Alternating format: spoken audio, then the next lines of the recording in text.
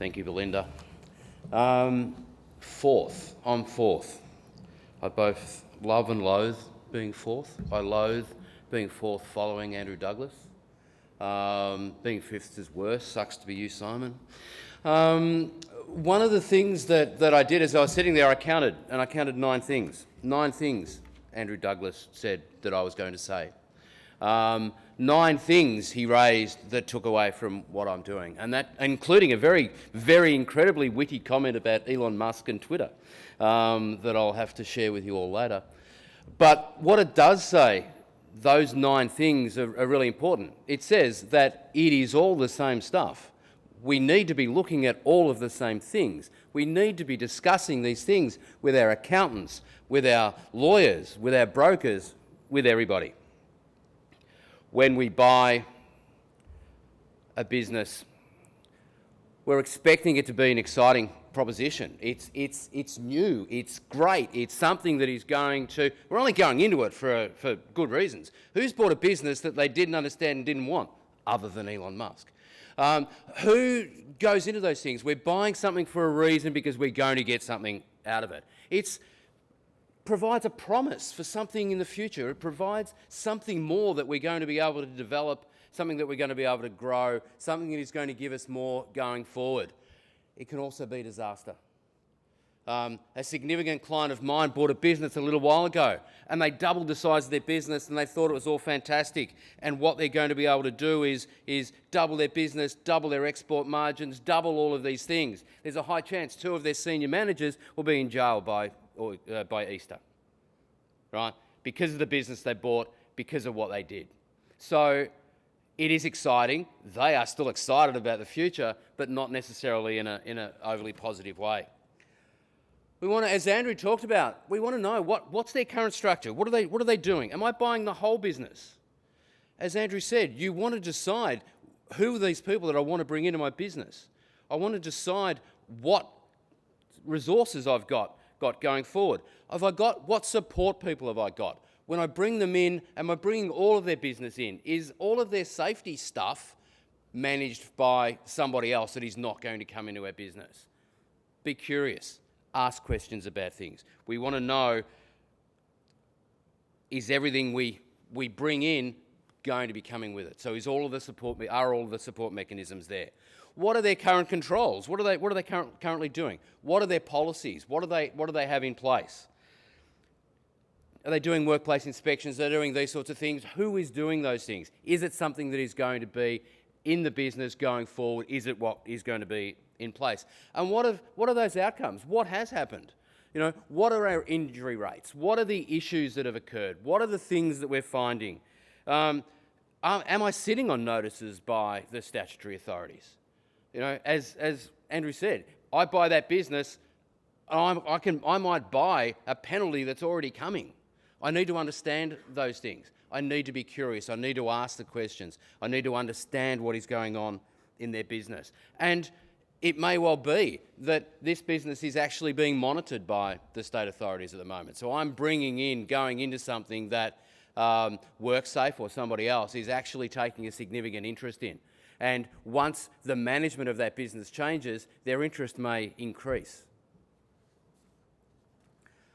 We know what an unsafe workplace looks like. We can go in, we've got all these thumping blades and thumping machines and flashing blades. We can see that. We can walk in. We can see the obvious things, but what's hidden in the background, and how do we find those things? And as Andrew said, by having conversations with those people that are in the business, we can find out that information. We need to be more involved. The last word that has dropped off there is, what don't we know? We need to understand, is it different? Is the business we're buying in, we need to understand what it is we're buying. What are their controls? Are the processes they have in place in conflict with what we otherwise do? Is it different to what we've done in the past? Is it a significant change? Can the processes that they have merge with ours? Are we going to end up the same? Is there enough in that new business for me to go day one to start?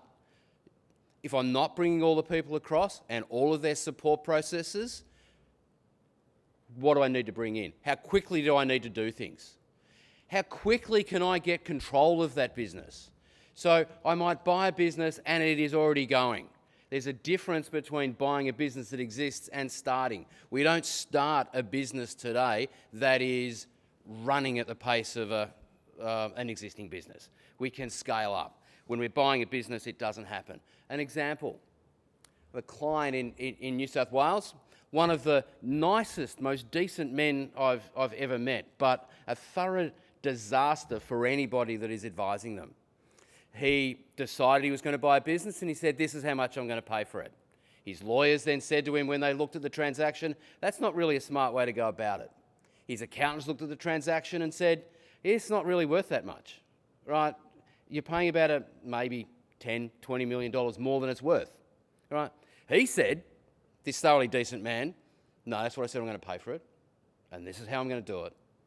My word's my bond, this is what we're doing. So then everybody had to make it work. So we did no due diligence. We didn't know anything about the business when we took it over. We knew what they did, but that's about all we did. It was part of a bigger group. So this was about an eighth of an overall larger organisation. So I wasn't bringing with me all of those head office functions. And I didn't actually understand everything that was being done. And it was 700 kilometres away from where my existing business was. So it's not just, I just don't drop past there on a Tuesday afternoon. So it's a lot more difficult to manage.